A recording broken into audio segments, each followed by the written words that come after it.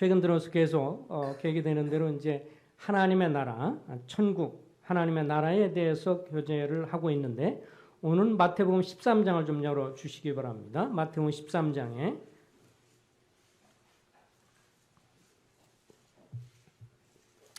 마태복음 13장에 나와 있는 이 천국의 비밀에 관해서 천국, 하나님의 나라, 천국의 비밀에 관한 면에 있어서 시간이 되는 대로 교제를 해 보려고 합니다. 우리 마태복음 13장을 열어 주셔서 먼저 말씀을 좀 읽도록 하겠습니다. 13장 3절부터 8절까지입니다. 먼저 형제님들이 읽고 자매님들이 읽습니다. 시작. 예수께서 비유로 여러 가지를 그들에게 말씀하여 이르시되 씨를 뿌리는 자가 뿌리러 나가서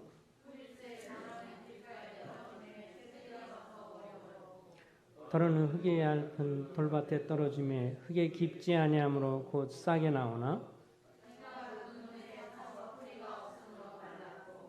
더러는 가시떨기 위에 떨어지매 가시가 자라서 기운을 막았고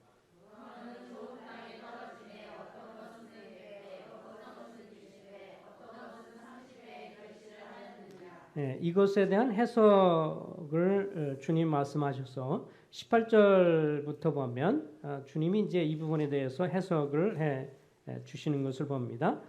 그런즉 씨 뿌리는 비유를 들으라. 아무나 천국 말씀을 듣고 깨닫지 못할 때는 악한 자가 와서 그 마음에 뿌리는 것을 빼앗나니 이는 곧 길가에 뿌려진 자요 돌밭에 뿌려졌다는 것은 말씀을 듣고 즉시 기쁨으로 받되 그 속에 뿌리가 없어 잠시 견디다가 말씀으로 말미암아 환난이나 박해가 일어날 때에는 곧 넘어지는 자요 가시떨기에 뿌려졌다는 것은 말씀을 들으나 세상의 염려와 재물의 유혹에 말씀이 막혀 결실하지 못하는 자요 좋은 땅에 뿌려졌다는 것은 말씀을 듣고 깨닫는 자니 결실하여 어떤 것은 100배 어떤 것은 60배 어떤 것은 30배가 되느니라 하시더라. 먼저 이 하나님의 나라를 전에도 말씀드린 것처럼 하나님의 나라 왕국은 일차적으로 하나님의 통치 피조세계를 향한 하나님의 통치라고 말씀을 드렸습니다. 우리가 이 마태복음 읽으면서 천국 말 그대로 하늘천 나라국이니까 하늘나라 하늘왕국이라고 표현을 해주고 있지만 이 마태복음 외에는 대부분은 다 이제 하나님의 나라라고 표현이 되고 있습니다. 전에도 좀 잠시 언급을 했지만 이 마태복음은 대상이 누구라고 했죠? 누구를 대상으로 썼어요? 유대인들을 대상으로 썼습니다. 유대인들은 직접적으로 하나님이란 이름, 이 출애굽 20장에 나와 있는 것처럼 십계명 중에서 하나님의 이름을 망령 때 일컬지 말라라는 말씀들이 있기 때문에 하나님이라는 이름을 잘 부르는 것을 굉장히 조심스러워하고 그래서 구약성경에 보면 하나님 대신에 하늘이 다스리고 하늘이 통치하고 그런 측면으로 사용을 하기도 하고요. 그래서 하나님이라는 표현을 가급적 표현을 잘 하지 않으려는 성향이 있습니다. 그래서 마태복음만 이제 이 천국이라는 단어를 많이 사용을 했는데 그 외에 마가, 누가, 요한복음에서는 하나님의 나라라고 표현을 했습니다. 같은 표현이죠. 주님도 마태복음 19장을 잠깐 좀 열어보겠습니다. 마태복음 19장에도 보면 이 천국, 하늘나라와 하나님의 나라는 같은 의미다라고 하는 것을 주님 자신도 간단하게 말씀을 하시면서 언급을 하셨어요. 23절에 보면 23절에 마태복음 19장 23절입니다. 예수께서 제자들에게 이르시되 내가 진실로 너에게 이르노니 부자는 천국에 들어가기가 어려우니라. 24절 다시 너에게 말하노니 낙타가 바늘기로 들어가는 것이 부자가 하나님의 나라에 들어가는 것보다 쉬우니라 하시니라. 그래서 23절에서는 천국에 들어가기가 이렇게 말했고 24절에서는 하나님의 나라. 그래서 같은 뜻으로 표현이 되고 있다고 하는 것을 볼 수가 있습니다. 그래서 이 하나님의 나라, 하나님의 왕국이 특별히 마태복음 13장에서는 이제 이 누가 하나님 나라에 들어가요? 자기 죄를 회개하고 그리스도를 믿은 사람만 하나님의 나라, 하나님의 왕국에 들어가지만 이 세상에서 주님이 재림해서 오실 때까지는 이 세상 가운데는 어떤 하나님의 나라의 영향력이 있어서 실제로 믿은 거듭난 사람과 그렇지 못한 사람이 뒤섞여 있다고 하는 것을 마태복음 13장에서 하나님 나라의 비밀, 천국의 비밀로도 언급을 하고 있는 것을 봅니다. 첫 번째는 이 하나님의 나라의 복음, 하나님 말씀을 받을 때 네 부류의 사람이 나오죠. 다 알고 있는 거기 때문에 잠깐 짚고 넘어가겠습니다. 아까 주님이 여기서 말씀하신 것처럼 18절에 보면 주님이 이 하나님의 복음의 말씀을 들을 때 네 부류의 사람이 나오죠. 19절에 보면 아무나 천국 말씀을 듣고 깨닫지 못할 때는 악한 자가 와서 그 마음에 뿌려진 것을 빼앗나니 곧 길가에 뿌려진 것이요. 어떤 사람이 천국의 복음의 말씀, 하나님 말씀을 들을 때 길가처럼 길이 정말 다져져 있고 사람들이 많이 다니고 그러면서 누가 와서 그것을 빼앗아가요? 앞부분에서는 주님이 새가 와서 먹어버린다라고 말을 했는데 이것은 누구라고 말하냐면 악한 자, 사단이 와서 그 마음속에 들려진 복음의 말씀을 빼앗아 간다고 말을 했습니다. 우리 주변에도 실제로 그렇죠. 복음의 말씀을 듣지만 사단이 와서 다 빼앗아가서 남는 것이 없는 사람이 있습니다.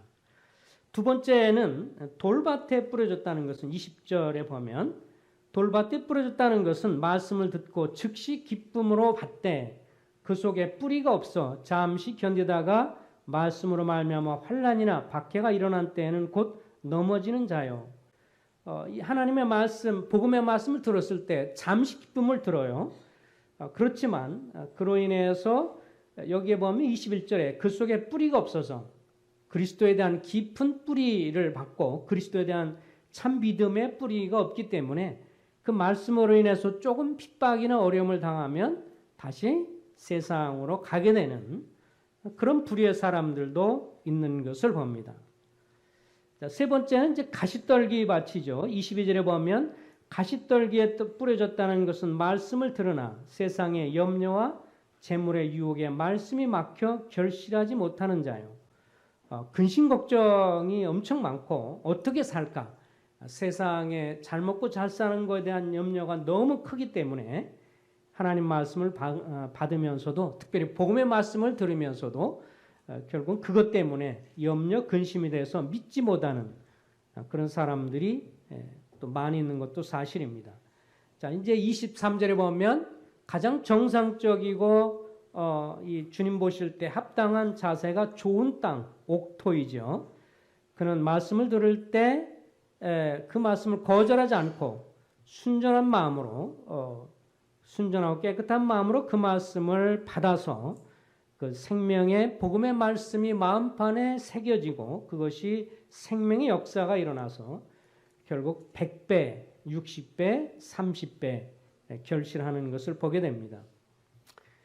그러니까 이것을 통해서 알 수 있는 것 중에 한 가지는 이제 복음을 듣는 사람이 여러 부류의 사람이지만 그러나 그 가운데 가장 확실하게 거듭난 사람은 이 옥토처럼 좋은 땅이 되어서 말씀을 받는 사람이 결실하는 것임을 보게 되어집니다. 그렇지만 한 걸음 더 나가서 이 말씀을 오늘날 우리의 신앙생활에 있어서 성도들의 우리의 삶에 있어도 하나님의 말씀에 대한 우리의 태도를 교훈해 줄 수 있는 면도 됩니다. 이 하나님의 말씀을 들을 때 때로는 우리도 마음이 어떤 상태가 될 수 있냐면 길가밭과 같을 수가 있어요. 말씀을 들어요. 하나님의 말씀을 듣지만 다 들어와서 지나고 나면 하나도 남는 게 없어요. 누가 와서 뺏었어요? 새가 와서 다 집어먹었다고 그랬는데 약한 자가 우리 마음에 우리가 들은 말씀에 대해서 다 빼앗아 가서 결실을 못할 수가 있습니다.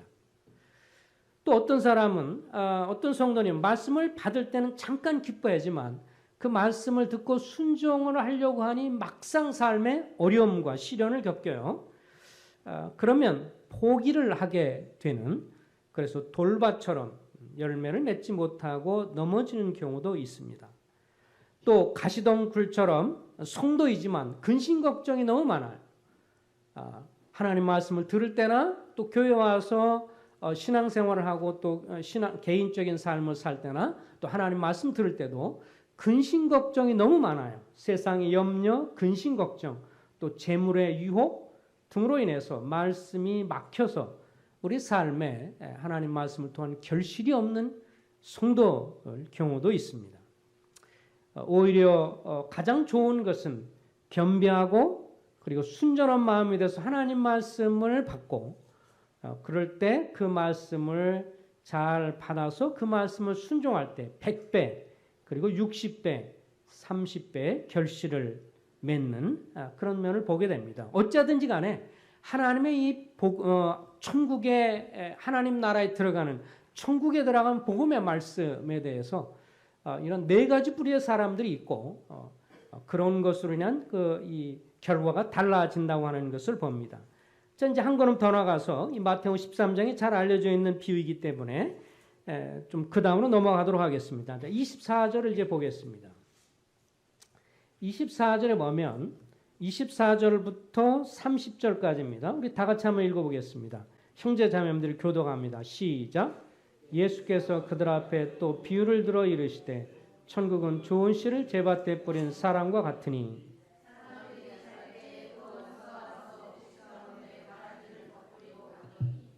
싹이 나고 결실할 때 가라지도 보이거늘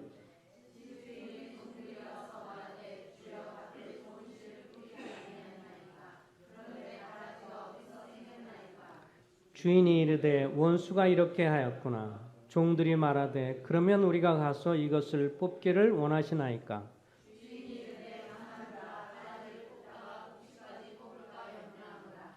둘 다 추수 때까지 함께 자라게 둬라. 추수 때 내가 추수꾼들에게 말하기를 가라지는 먼저 거두어 불사르게 단으로 묶고 곡식은 모아다가 내 국간에 넣으리라 하시니라.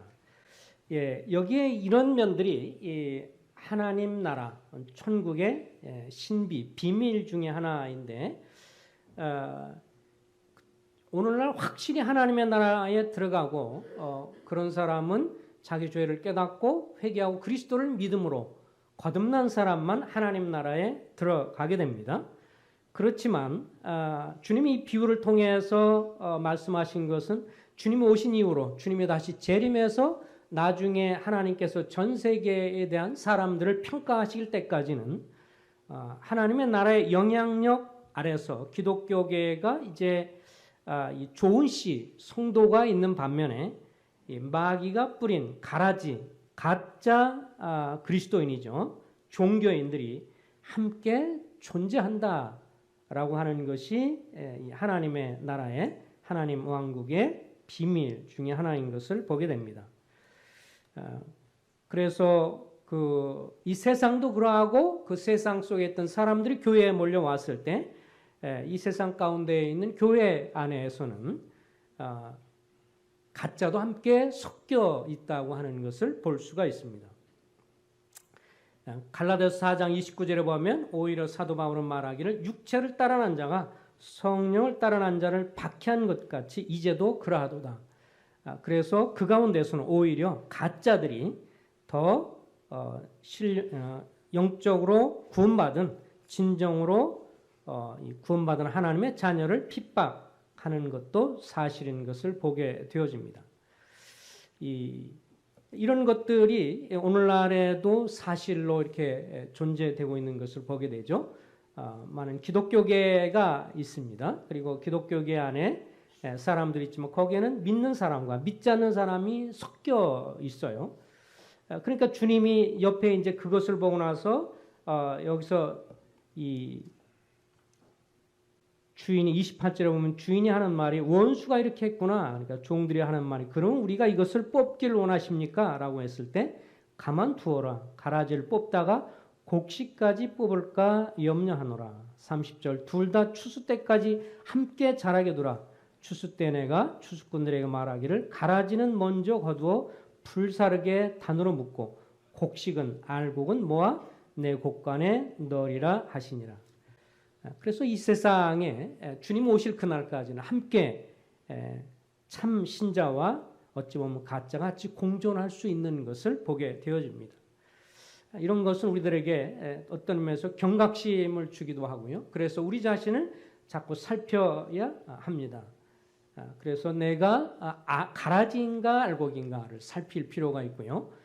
그저 막연하게 어렸을 때부터 교회 생활을 하거나 복음을 그냥 들었다라고 하면서 정말 내 삶 속에 주님을 주인으로 모시지 않고 그러면서 내 방식대로 살아가면서 그냥 종교적인 삶을 살 수도 있기 때문에 우리 자신이 주님 앞에서 어떤 자인가를 살펴봐야 할 그런 필요성도 도전해 주고 있는 말씀이기도 합니다.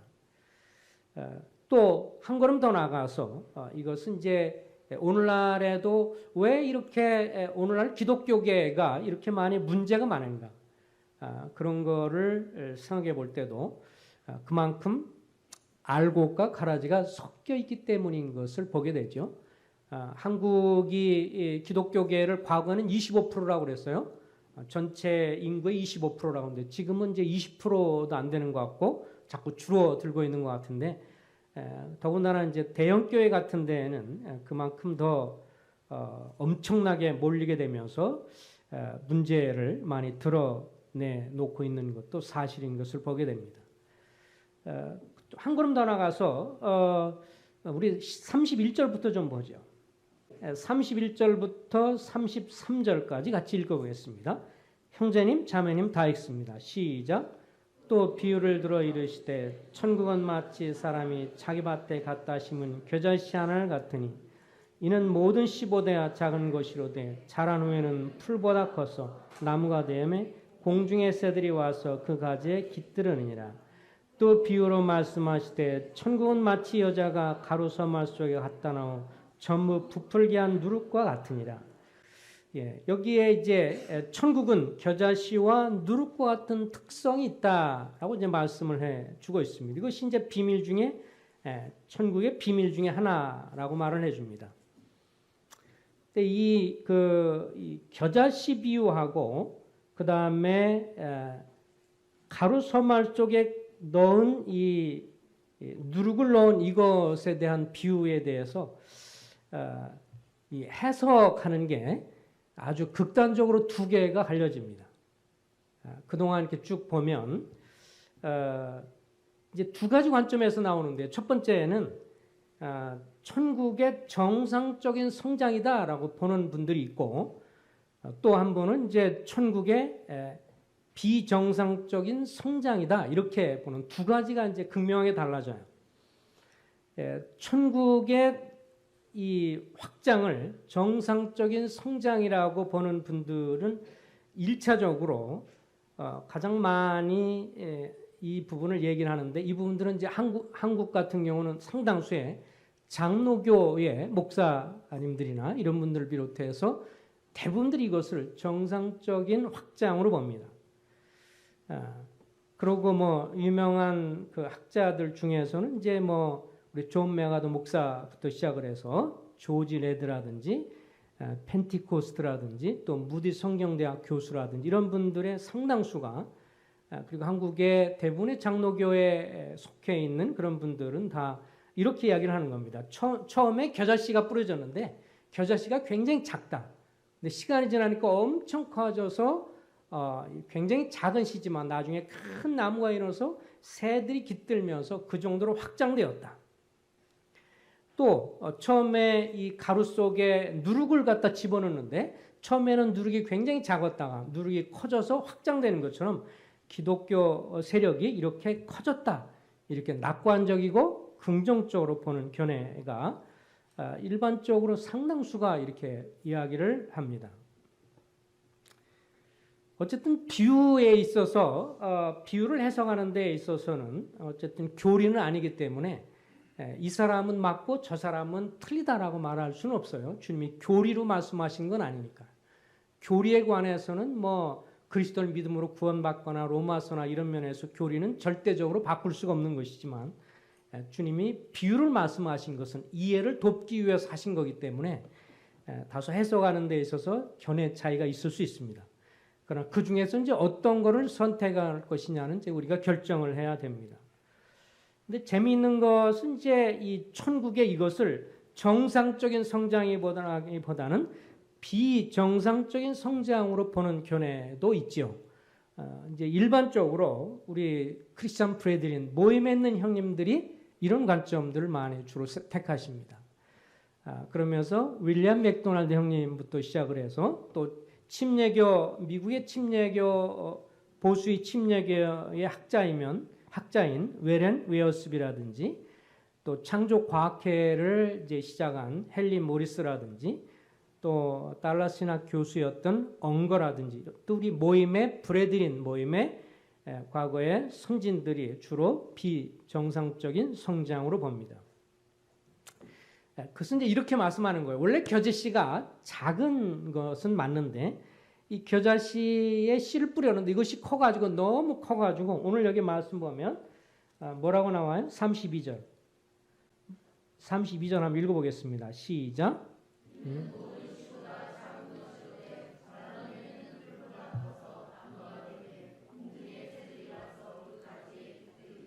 예, 모든 씨보다 작지만 자란 후에는 풀보다 커서 나무가 되어서 공중의 새들이 와서 가지를 깃들이고 있다. 이렇게까지 확장되는 것에 있어서는 비정상적인 성장을 얘기한다. 이런 관점으로 말씀을 하는 겁니다.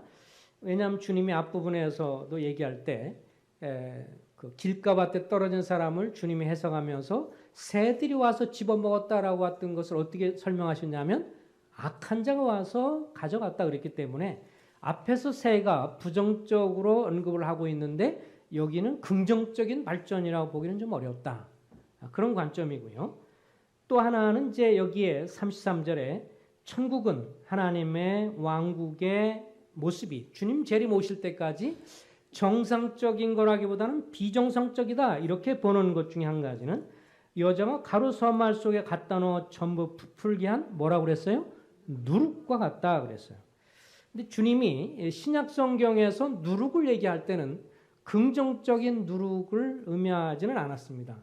자매님들이 주로 이렇게 떡을 만들 때 떡이 아니에요. 빵을 만들 때는 누룩이 꼭 들어가야 되죠, 그죠? 누룩이 이스트가 들어가서 그것이 확장되면서 부풀어지게 되는데 그것을 주님이 얘기할 때 긍정적인 표현은 별로 잘 하지 않으셨어요. 예를 들면 그 마태복음 16장 6절에서 바리새인과 사두개인의 누룩을 조심하라라고 했을 때 그 말씀을 뒷부분에서 뭐라고 그러냐면 바리새인과 사두개인의 교훈을 조심해라. 당시에 바리새인들은 자기 행위 율법 준수를 통해서 하나님 앞에 의롭다고 인정받으려고 하는 율법주의자들을 대표했고 사두개인들은 당시에 천사도 그리고 천사를 믿지 않았던 자유주의 신학을 추종하는 종교인들이었습니다. 그래서 주님이 이런 이들의 가르침을 조심해라 라는 의미에서 누룩을 조심하라 그랬고 마가복음 8장 15절에서 삼가 헤롯의 누룩 가르침을 주의하라. 헤롯은 아주 악랄한 그 족속이죠. 당시 로마 당시가 통치할 때 이스라엘을 다스렸던 분봉왕이고 이스라엘 그 로마로부터 이제 왕권을 받은 사람인데 나중에 역사가들이 그렇게 말을 해요. 헤롯 가문들이 성경에 나오면 헤롯 대제부터서 여러 헤롯이 나오는데 아주 잔인하고 그리고 아주 질이 안 좋고 그리고 사도 바울의 복음을 들으면서도 사도 바울이 계속 죄를 지적했죠.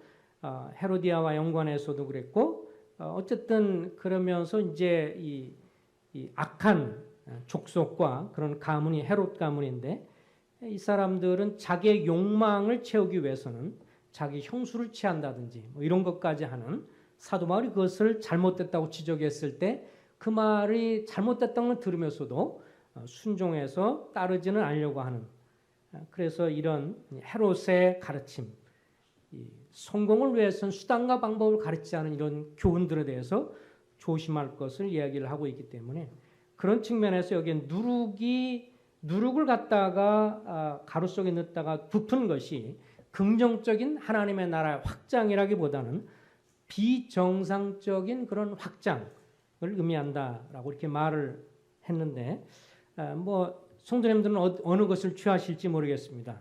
저는 개인적으로 저도 이 문제 갖고 굉장히 오랫동안 고민을 많이 하고 여러 자료들과 주석들을 많이 보면서 개인적으로 역시 형님들이 모임의 형님들이 분별한 부정적인 측면에서의 성장으로 보는 게 더 합당하지 않은가 저도 개인적으로 그렇게 보게 되고 또 한국 교계나 실질적으로 그런 모습을 볼 때도 이런 것이 사실인 것을 보게 되기 때문에 오늘 한국 교계가 많은 경우에 죄, 거듭남 그리고 지옥, 심판 이런 것들을 잘 가르치지 않고 그냥 설렁설렁 지나가게 되면서 비정상적으로 엄청나게 많은 사람들만 들어와 있게 되는 것을 보게 됩니다. 지금 이제 이 정부에서 특별히 추진하려고 그러다 좀 수도받은 게 있어요. 그죠? 차별금지법. 이 차별금지법이 소수인권을 말하는 건데 이것이 사실 원래적으로는 좋은 거예요. 언뜻 보면 좋아 보여요. 그런데 이게 이제 문제가 되는 것은요. 이런 것이 통과가 되면 소수인권을 존중한다 그러면서 다수의 특별히 그리스도인들이 이제 해가 되는 것이죠. 지금 영국이 이미 소수인권법이 통과됐거든요. 캐나다도 통과된 게 바로 전이고 그리고 동성애를 호주는 60%에서 지난 작년인가 통과가 됐어요. 그럼 이제 이런 게 통과되면 어떤 현상이냐면 이런 겁니다. 영국에서 실제 그런 일이 일어났다고 하는데 어떤 사람이 길거리에서 예수를 믿으시오. 예수 믿고 구원받아야 합니다. 석가도 공자도 아니고 마호메트도 아니고 예수 그리스도 통해서만 구원받습니다. 라고 외치면 좀 있으면 경찰차가 앰뷸런스를 삥 와가지고 오자마자 탁 채워갑니다. 그대로 여기에 이렇게 채워가지고 왜냐하면 차별법에 소수인권을 차별하겠다. 이거에 대해 이제 걸려가지고 이 사람이 종교 탄압을 하고 있다. 이래서 걸려갔다는 거예요. 그 다음에 이제 초등학교의 교사가 이렇게 앞에 이제 초등학교 교사가 하면서 이제 이 영국에서 있던 건데 최근에 자기 책상에 거기다 성경책을 이렇게 올려놨대요. 성경책을 올려만 놨는데 성경책 올려놓은 걸 보고 어떤 학생이 이슬람 애들이 그러겠죠. 거긴 15% 정도 이슬람이니까 저건 종교 차별입니다. 왜 성경책이 거기 있습니까? 이래가지고 그것이 이제 문제가 돼서 그거를 계속해서 심의해가지고 이 성경책을 자기 책장에다 놨던 교사는 파면을 당했어요. 종교 차별이라고. 이 차별법이 통과가 되면요, 우리도 그렇게 됩니다. 한국도. 근데 이거를 지금 추진하다가 민주당에서 추진하다가 이제 뭐 우리들이 막 반대하고 그 다음에 동성애 반대법에서 저도 반대한다고 제가 서명해서 사인도 하고 그랬거든요. 그런 것들이 많아지니까 약간 눈치 보면서 지금 살짝 들어갔어요. 근데 좀 있으면 또 아마 추진할 겁니다. 왜냐하면 계속 인권을 존중한다고 그러면서 그걸 하려고 그러는데 나중에 이제 그런 것이 되고 나면 우리가 기독교인들이 엄청난 이제 사실 어려움을 당하게 됩니다. 근데 영국이 그랬다고 그러더라고요. 그때 당시 그런 말이 나왔을 때, 초별 이런 게 나왔을 때 뭐라고 그러냐면 상당수가 뭐 이슬람이 한 1%밖에 안 되고 뭐 이런 사람도 있는데 대다수가 기독교인들인데 그까짓 거 뭐 상관할 거 없어. 그러고 나서 무관심했는데 그 사람들은 또 올리고 또 안 되면 또 기다렸다 또 올리고 계속 하니까 무관심해서 돼가 나서 그 통과되고 나니까 기독교인들이 다 그거에 대한 피해와 고통을 당하게 되는 거죠. 그래서 이것이 지금 이제 마지막 시대에 참 나타나는 이런 끔찍한 현상들이 되는 것을 보게 됩니다. 그래서 우리가 참 기도할 때인 것 같습니다.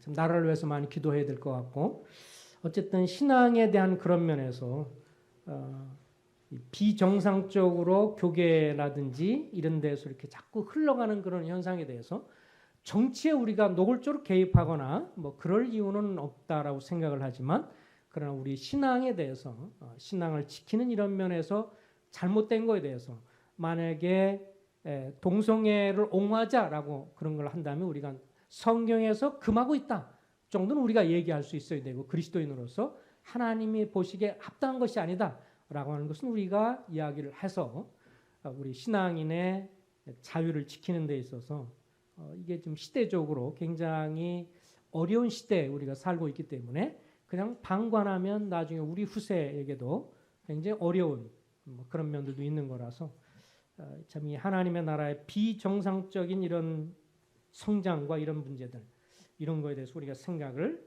해야 될 것 같습니다. 이제 한 구절만 좀 말씀 더 보고 마치겠습니다. 그 다음에 넘어가겠습니다. 자, 44절을 보겠습니다. 자, 44절에 보면 천국은 44절, 45절입니다. 다 같이 읽겠습니다. 시작. 천국은 마치 밭에 감춘 보화와 같으니 사람 이를 발견하고 숨겨두고 기뻐하며 돌아가서 자기의 소유를 다 팔아 그 밭을 사느니라. 또 천국은 마치 좋은 진주를 구하는 장사와 같으니 극히 값진 진주 하나를 발견하며 가서 자기의 소유를 다 팔아 그 진주를 사느니라. 여기에 밭에 감추인 보화와 같고 하나님의 나라, 하나님의 나라의 유업, 영광 이것은 밭에 감추인 보화와 같고 그리고 또 그것은 마치 좋은 진주와 같아서 주님이 우리를 값을 주고 사서 생명을 얻게 하셨는데 우리도 하나님의 나라, 하나님의 나라의 확장 그리고 하나님 나라의 온전한 통치 그래서 우리가 이 땅에 살아가면서 하나님의 나라로서 하나님의 왕이시고 그분의 통치를 받으면서 우리가 살다가 그리함으로 주님을 섬기다가 어떻습니까? 주님 나라에 갔을 때 지난번에 말씀드린 것처럼 우리가 그리스도인으로서 다른 사람들을 사랑하고 또 섬기고 하는 것이 하나님 나라의 유업을 쌓는 길인데 그것을 구하는 것을 마치 무엇과 같이 생각하냐면 감추인 보화와 같이 그래서 이 44절에 보면 감추인 보화는요 46절에 보면 좋은 진주를 구한다라고 했는데 좋은 진주를 구하는 사람은 열심히 진주를 찾은 사람이었어요. 그죠? 여기 보면 진주를 구하는 사람 같다 그랬어요. 이 사람은 그래서 하나님 나라 영생에 대해서 막 또 구원에 대해서 거듭남에 대해서 깊이 알고자 하고 고민하고 기도했던 사람이고 근데 이 앞에 44절에 보면 감추인 보화는 어쩌다 갑자기 발견을 한 거예요. 하나님 나라와 그 영광에 대해서 그 나라의 유업에 대해서 발견했어요. 오늘날도 구원받은 사람 중에서 두 부류의 사람이 그죠? 어떤 사람은 오랫동안 구원받기 위해서 기도하고 고민하고 갈등하다가 발견한 사람이 있고 어떤 사람은 전혀 관심이 없는데 친구에 의해서 요청에 의해서 어떻게 따라가다가 주님을 믿게 된 사람도 있습니다. 근데 중요한 것은 둘 다 어떻게 했어요? 태도는 다 같습니다. 44절에 뭐라고 그랬어요? 이를 발견하여 숨겨두고 기뻐하며 돌아가서 자기의 소유를 다 팔아 그 밭을 샀고 진주를 구하던 사람은 46절 극히 값진 진주 하나를 만나서 가서 자기의 소유를 다 팔아서 그 진주를 샀습니다. 우리가 하나님의 나라, 하나님의 왕국, 그 나라에서 누릴 유업, 그 영광을 위해서 그 어떤 것보다도 우리의 가장 소중한 것, 나의 목숨, 나의 생명, 그리고 나의 삶을 거기에 가치를 두고 거기에 투자하는 것. 이것이 얼마나 값진 것입니다. 마태복음 11장 2절에 현대인의 성경은 이렇게 말합니다. 하나님의 나라는 침략을 당하고 있다. 세례 요한 때부터 지금까지 천국은 침노를 당하나니 하나님의 나라는 침략을 당하고 있다. 침략하는 사람이 그 나라를 빼앗는다. 침노하는 자는 빼앗느니라 라는 말을 현대인의 성경은 침략하는 사람이 그 나라를 빼앗는다. 우리가 이 땅에 예수 그리스도를 믿음으로 하나님 나라에 들어갔지만 그 나라에 누릴 유업과 영광을 위해서 우리의 목숨, 생명, 우리의 전부를 거는 것은 이 땅에 있는 그 어떤 것을 투자하고 거기에 비교하고 거기에 투자하는 것보다 가장 확실한 투자요. 변함없는 투자요. 가장 가치 있는 투자인 것을 봅니다. 그렇기 때문에 그 나라의 영광과 유업을 생각하면서 지금 믿지 않는 사람들 가짜 그리스도인들이 더 유명해지고 그 사람들이 더 커 보이고 그 사람들 오히려 더 붙들고 주관하는 이 세상 가운데서 그리스도인들이 참으면 주님과 함께 참으면 왕노릇하게 되고 환난을 당하며 그것을 인내하면 주님 나라에 왕노릇한다고 하는 말씀의 약속이 오늘 우리에게 적용된다고 믿습니다. 하나님의 나라를 추구하십시오. 그리고 하나님의 나라의 가장 귀하게 여기시고 그것을 보화처럼 진주처럼 가장 귀하게 여겨서 그것을 위해 목숨을 걸고 그것을 위해 목숨을 투자하고 시간과 물질과 이것을 투자하는 것은 가장 가치 있는 것입니다. 그것을 마음에 생각하면서 하나님의 나라를 소망하고 그 나라를 구하는 우리가 되기를 소망합니다. 기도하겠습니다. 자비하신 주님, 오늘날 교계가 얼마나 혼란스럽고 혼동스럽고 진리가 떠나고 하나님 말씀이 혼동되고 하나님의 말씀의 권위가 떨어지며 그리고 온갖 인권이라는 이름 아래 잘못되어 있는 것들이 팽배되고 또 그런 것들이 주장되는 이 세대 가운데 하나님 저희들에게 분별력을 허락해 주셔서 하나님이여 진정으로 썩어질 나라가 아니라 흔들리지 않고 변함이 없고 혼동하지 않는 하나님의 나라를 위해서 우리 생애를 드리고 우리의 전부를 드리고 그것의 영광과 유업과 그 소망을 바라며 투자하는 저희 삶이 될 수 있도록 이 복된 삶을 살도록 인도해 주시기를 원하올 때 예수 그리스도 이름으로 기도했습니다. 아멘.